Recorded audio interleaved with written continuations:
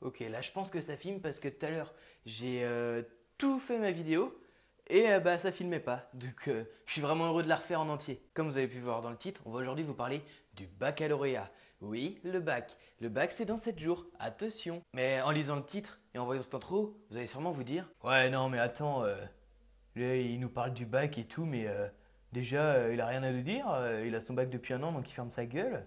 Et puis qu'est-ce qu'il va nous apprendre ce con? Alors vous avez tout à fait raison, j'arrive juste à fermer ma gueule. Mais moi si je fais une vidéo sur le bac, c'est juste parce que c'est l'actualité et du coup bah ça va faire du clic, hein. Il y a juste ça qui me motive. Bref, assez de blabla, on va passer maintenant au vrai sujet de la vidéo, les vraies bonnes méthodes pour réviser son bac.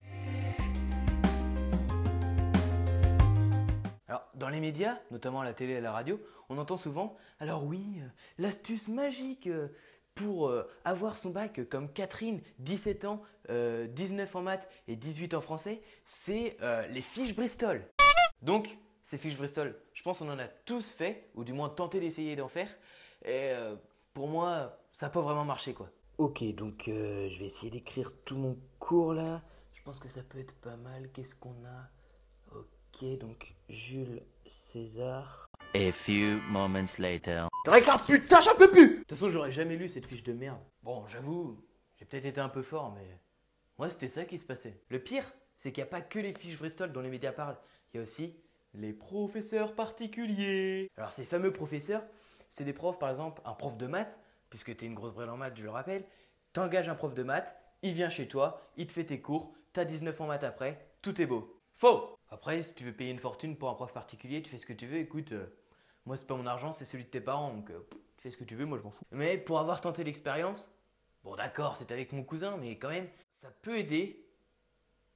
Mais c'est pas ce qu'il y a de mieux. Je vous conseille vraiment d'autres méthodes, mais pour les savoir, il va falloir regarder la suite de la vidéo.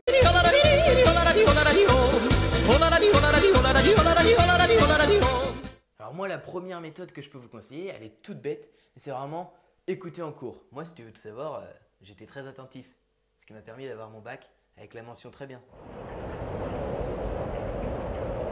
C'est faux, c'est totalement faux. J'ai pas une mention. Non, plus sérieusement, si vous avez écouté en cours toute l'année et que vous avez été attentif dans presque toutes les matières, je pense que 75% du travail est fait et que vraiment le plus dur est fait et il n'y aura plus qu'à vraiment peaufiner les révisions et ça devrait le faire normalement pour vous.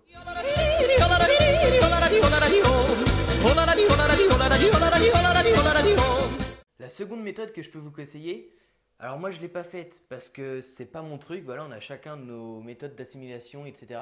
Moi je ne l'ai pas faite, c'est tout bêtement, vous prenez une musique, donc vous cherchez sur YouTube par exemple, musique calme, révision, etc.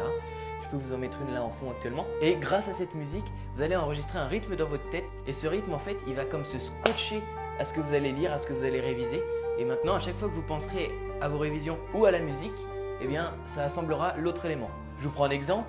Si par exemple, vous devez réviser le nazisme, vous prenez votre cours, vous prenez cette musique et voilà ce que ça peut donner. Claire, 1933, élection, nazi, horreur, Troisième Reich, juif, extermination. Je pense que vous comprenez l'objectif. Vous avez un rythme, vous avez des mots, vous assemblez tout ça, ça vous fait comme une musique, mais en plus chiant.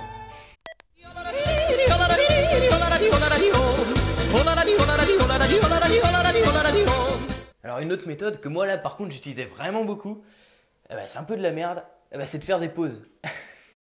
Ouais, faire des pauses, c'est tout con. En fait, si par exemple, à moins qu'il y ait des surhommes dans ceux qui m'écoutent, si par exemple tu révises de l'histoire, ce qu'il va falloir que tu fasses, c'est bon évidemment tu révises, mais tu vas pas réviser pendant 8 heures d'affilée, même si tes fameux jours de révision, etc. Tu vas pas dire ok là il est 8 heures du matin jusqu'à 17 heures je révise non-stop et tout. C'est bon mec, t'es pas payé à l'heure, tu vas pas être payé tout court d'ailleurs. Donc ferme ta gueule et fais des pauses. Excuse-moi, j'étais très violent mais ça me tenait à cœur de te le dire. Donc moi ce que je peux vous conseiller, mais c'est un truc que j'ai essayé de faire mais que j'ai jamais respecté, c'est de faire une sorte de calendrier de révision. Là encore, on s'y prend peut-être un peu tard, mais sur la dernière semaine, vous pouvez peut-être tenter de faire quelque chose. Par exemple, vous prenez lundi, 9h, 10h30, Hitler, son ascension au pouvoir. Ensuite, vous faites une petite pause, hop, vous mangez, vous buvez un coup, vous avez profité de moment avec votre famille, vos potes, ce que vous voulez. Vous revenez par exemple à 11h Et de 11h à midi et demi, vous révisez toutes les institutions, par exemple nazies, donc les SS, toutes ces choses-là, et vous l'assimilez. Et vous faites ça pour, on va dire, une plage horaire qui va de 9 à 17h. Bien sûr, vous coupez entre les bouts, comme je viens de vous montrer. Et vous faites ça pour le lundi, mardi, mercredi, etc.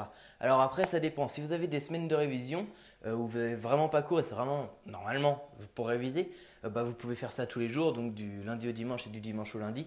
Mais, non, au samedi, parce que si tu fais du dimanche au lundi, du coup, bon, tu révises pas grand-chose. Bref, ouais, donc tu peux faire ça. Après, si tu n'as pas de semaine de révision, mais genre 2-3 jours ou un truc comme ça, tu peux réduire bien évidemment tes pauses, ce qui fait un peu chier. Par exemple, au lieu de prendre une heure de pause, tu en prends 15, tu bois un coup, tu manges un coup. Tu peux aussi écouter, je sais pas, un petit morceau de musique, un truc qui te motive en fait. Et puis après, tu te dis, allez, on y repart, on va voir les SS maintenant. Une autre chose que je peux peut-être vous conseiller, c'est en fait changer de matière de révision. Par exemple, là, je vous parle beaucoup d'histoire, mais ça me paraît évident que vous n'allez pas, par exemple, prendre l'histoire et dire, ok, de lundi à jeudi, je révise toute l'histoire et je fais que ça. Moi je vous le conseille vraiment pas parce que déjà l'histoire c'est chiant au bout d'un moment, faut se le dire. Même si on aime bien ça, c'est carrément casse-couille. Et puis même votre cerveau, c'est pas possible à un moment, il va exploser. Par exemple, vous pouvez réviser l'histoire comme je vous l'ai dit le lundi de 9h à 11h, on s'en fout par exemple. Et puis ensuite vous dites ouais non c'est bon l'histoire j'en ai marre et tout. Hop vous prenez votre cahier de j'en sais rien moi d'anglais. Hop vous révisez allez tous vos verbes irréguliers. On les aime ces verbes irréguliers, on s'en rappelle. Et ensuite vous prenez votre espagnol ou votre allemand. Puis ensuite vous prenez vos sciences. Puis vous prenez j'en sais rien qu'est-ce qu'il y a comme matière je me rappelle plus. Votre SES si vous êtes en ES par exemple. Votre français si vous en reste. Enfin toutes ces choses là. Votre philo tiens c'est bien la philo c'est important. Et vous essayez de faire un programme vraiment qui coupe et qui change de matière à chaque fois parce que voilà, si vous faites toujours la même, ça va pas pouvoir le faire.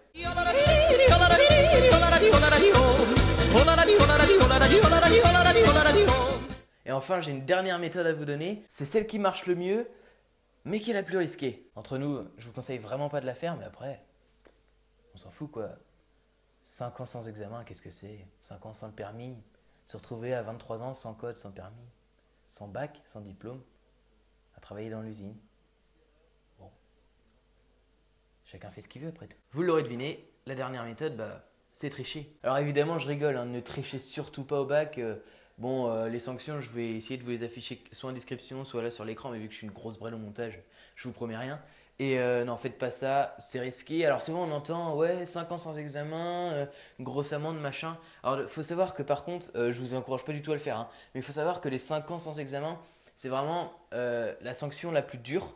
Et c'est très rarement appliqué. Enfin, je veux dire, si le pauvre Christophe, il a écrit sur ses chaussures 2 plus 2 égale 4, qui se fait choper au bac et qui se prend 5 ans sans examen pour ça, tu l'as un peu là quoi. Même si t'avais qu'à pas tricher, c'est un peu chaud. Non, vraiment, si vous trichez, voilà, vous aurez une sanction à la hauteur de votre tricherie. Forcément, si vous piquez ou volez les sujets de bac à l'avance, ou vous démerdez pour les avoir, là, les 5 ans, bon, vous pouvez les prendre dans le cul. Mais sinon, normalement, ce sera moins. Mais vraiment, faites le pas, révisez, essayez de prendre mes conseils. Prenez les conseils que vous disent aussi les médias. Pourquoi pas les fiches Bristol si ça marche. Il y en a sur qui ça va marcher, faites-le. Les professeurs particuliers, ça va peut-être en aider certains. Il y a sûrement des très bons profs particuliers. Il y en a d'ailleurs, je crois, qui ne vont pas à l'école et qui ont que des profs particuliers. Donc pourquoi pas, ça peut peut-être fonctionner. Moi voilà, ce ne serait pas mon cas, je pense pas. Mais chacun est différent dans ses méthodes, dans son assimilation des choses. Faites comme vous le sentez, faites comme vous êtes le plus à l'aise. Si vous, votre truc c'est les fiches Bristol, faites-le. Si c'est les profs particuliers, engagez un an. Si c'est, comme je vous l'ai dit, la musique, faites-le. Si c'est vraiment relire tous les soirs, moi c'était mon cas, je devais relire tous les soirs tout mon cours. Et à la fin, vous savez, vous avez votre cours, même les pages que vous les tournez dans votre tête. Voilà, ça peut marcher. Certains c'est comme ça, d'autres c'est la mémoire, donc ça c'est la mémoire visuelle. Il y en a d'autres c'est la mémoire auditive, la mémoire conceptuelle, c'est-à-dire, je viens d'inventer le mot conceptuel. C'est-à-dire par exemple associer une révision, enfin un chapitre par exemple, à autre chose. Donc j'en sais rien, moi, on associe nos poissons rouges à Hitler, parce qu'ils ont à peu près la même intelligence, des choses comme ça. Voilà. Donc après, moi tout ce que je peux vous dire, c'est vous souhaiter bonne chance pour le bac. Me répondez pas, ça porte malheur. Et voilà, ça devrait le faire, que ce soit pour les premières qui ont les épreuves de français, si je ne me trompe pas, TPE pour ceux qui sont en bac généraux, et sciences si vous êtes en L ou en ES. Après, les bacs techno et pro, je ne connais pas trop. Et que ce soit aussi pour les terminales, donc là qui passent vraiment leurs dernières épreuves, qui passent leur dernier moment au lycée aussi, pour ceux qui y sont encore. Bonne chance, faites du mieux que vous pouvez et si vous ne l'avez pas cette année, vous l'aurez l'année prochaine. Mais essayez vraiment de vous mettre un minimum de pression. Et voilà, allez-y en vous disant c'est un contrôle normal, je vais réussir, j'ai confiance en moi, je sais ce que je sais faire et ça ira pour le mieux. Juste en cette fin de vidéo, je voulais m'excuser peut-être pour la non-activité qui peut vous paraître un peu surprenante.